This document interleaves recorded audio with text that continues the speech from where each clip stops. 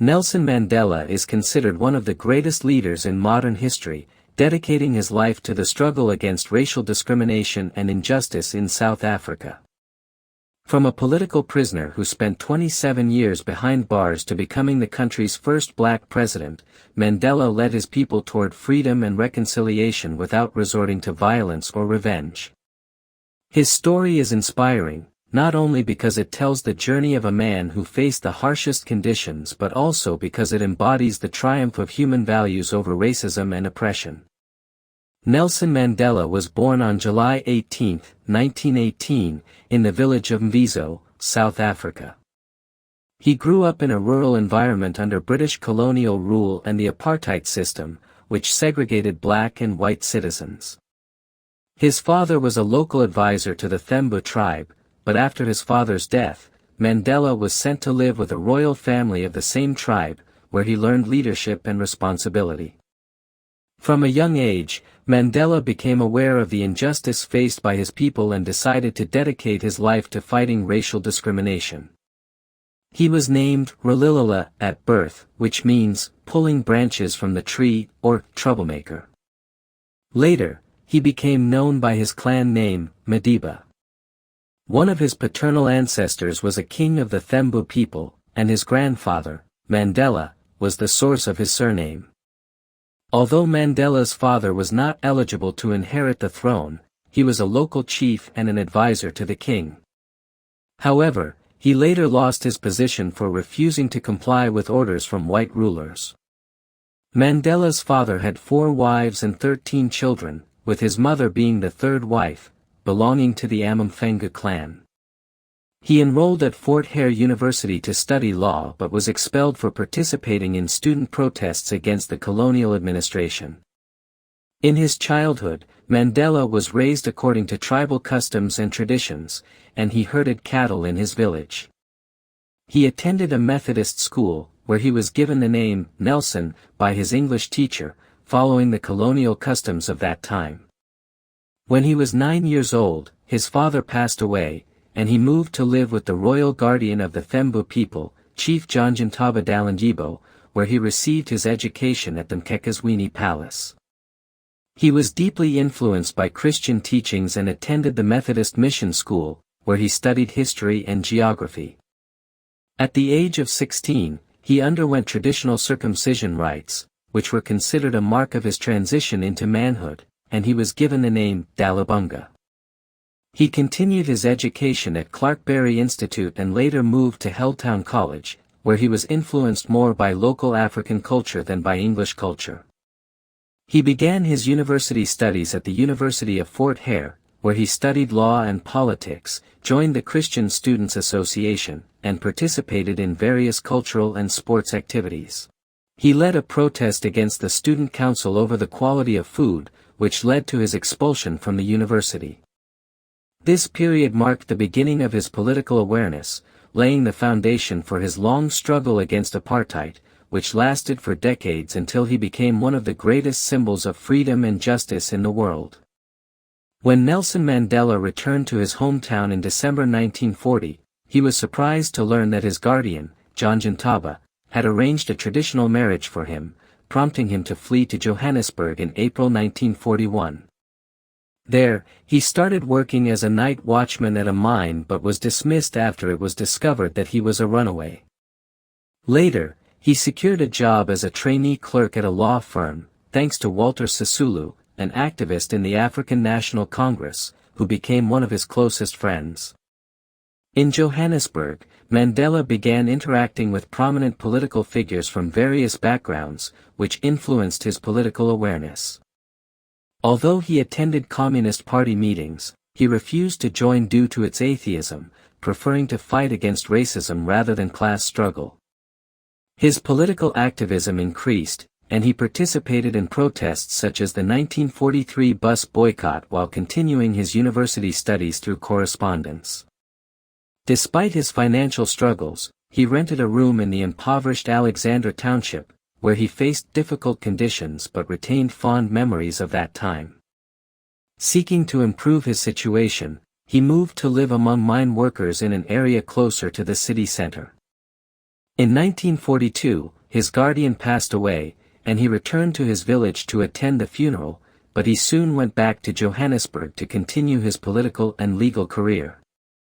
When he enrolled at the University of the Witwatersrand to study law, Mandela was the only African student among his peers, exposing him to direct racism.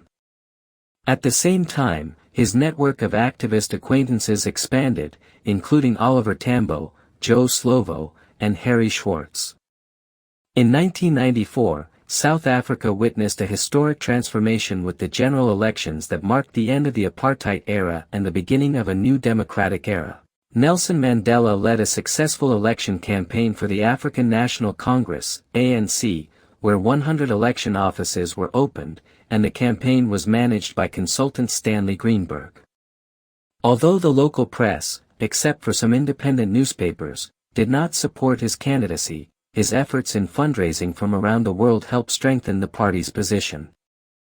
Mandela used his widespread popularity to address the poor across the country, relying on an ambitious reconstruction and development program, which promised to build 1 million homes within 5 years, introduce free universal education, and expand access to water and electricity. The elections faced some challenges, as certain groups sought to undermine them through violence and sabotage, including a car bomb that killed 20 people. Despite this, Mandela managed to confront these challenges by meeting with military and political leaders to persuade them to commit to the democratic system.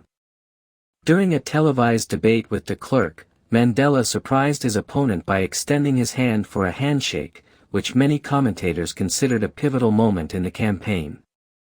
After the elections, the ANC secured 62% of the votes, granting it a near two-thirds majority needed to amend the constitution. Mandela assumed the presidency in a ceremony attended by thousands of guests, including leaders from around the world. Despite his lack of governance experience, he formed a national unity government that included representatives from various parties, with de Klerk retaining the position of vice president alongside Thabo Mbeki, who became the second vice president.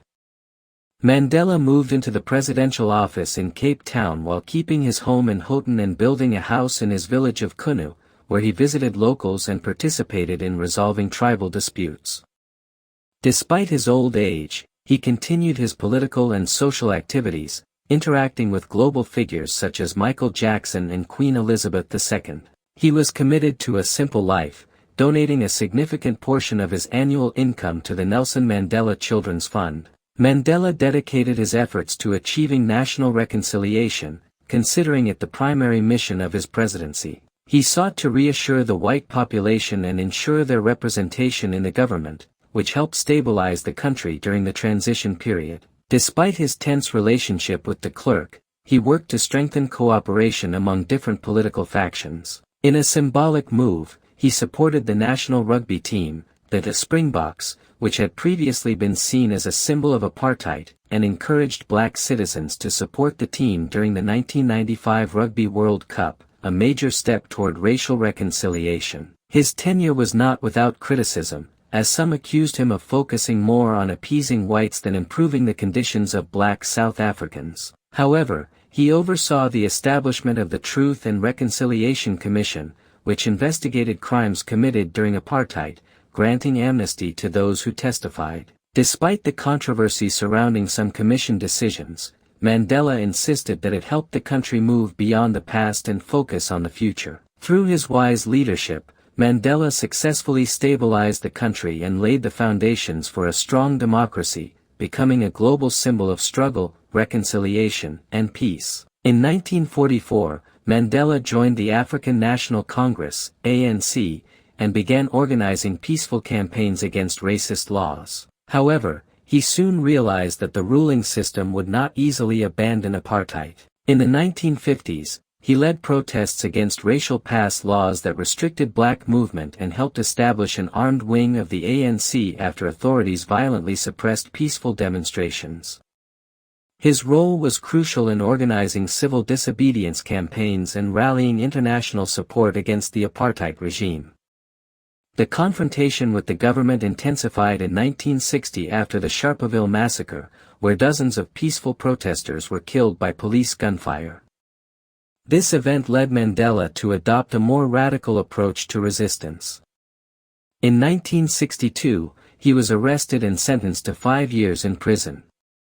However, during the famous Rivonia trial in 1964, he delivered a historic speech stating his willingness to die for his people's freedom. He declared, "I have fought against white domination, and I have fought against black domination. I have cherished the ideal of a democratic and free society in which all persons live together in harmony and with equal opportunities. It is an ideal which I hope to live for and to achieve. But if needs be, it is an ideal for which I am prepared to die." Mandela was sentenced to life imprisonment and sent to Robben Island prison, where he spent 27 years under harsh conditions. After his retirement, Mandela dedicated his life to defending human rights and fighting poverty and disease in Africa. He launched campaigns to combat AIDS and support education in poor areas. He established the Mandela Foundation, which provided support for numerous humanitarian projects and helped improve the lives of millions. He received many global awards, including the Nobel Peace Prize in 1993, as well as awards from the United Nations and international organizations in recognition of his role in promoting peace and justice.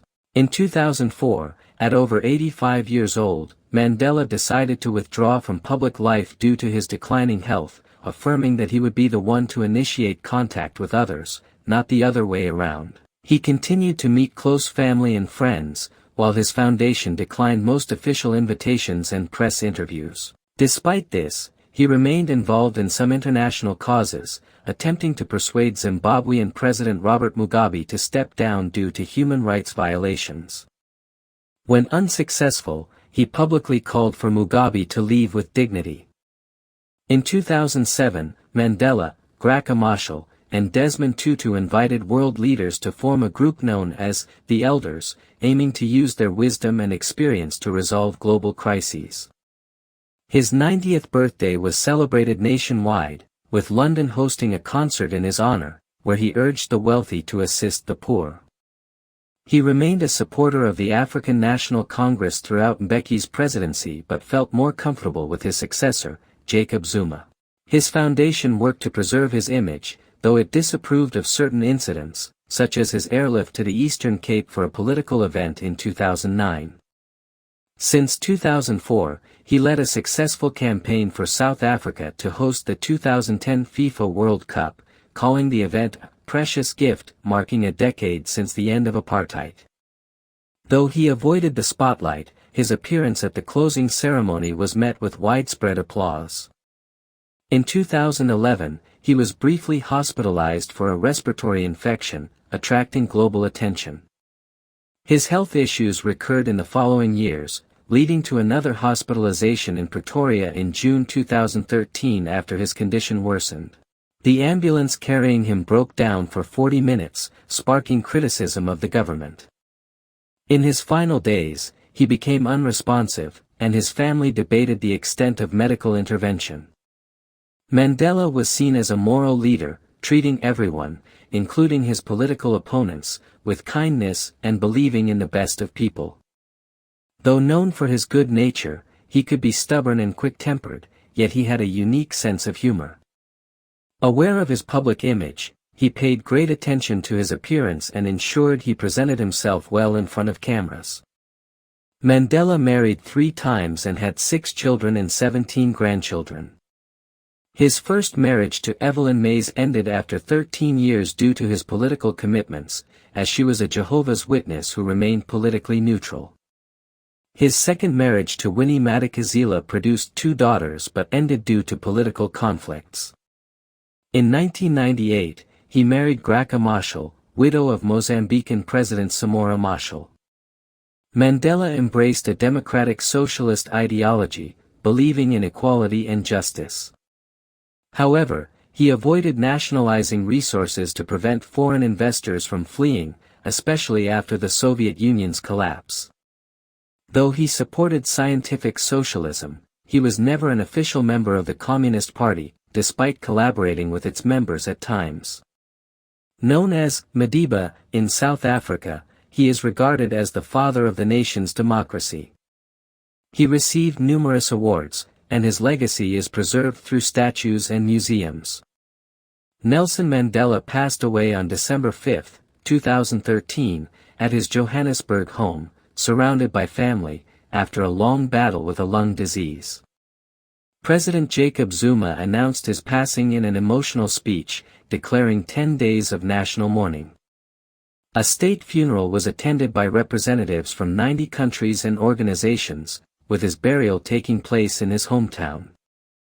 Mandela's story is one of resilience, patience, and unwavering principles, proving that true power lies in forgiveness and working toward a better future. His story is not just that of a political leader, but a story of a man who defied hardships and achieved the impossible.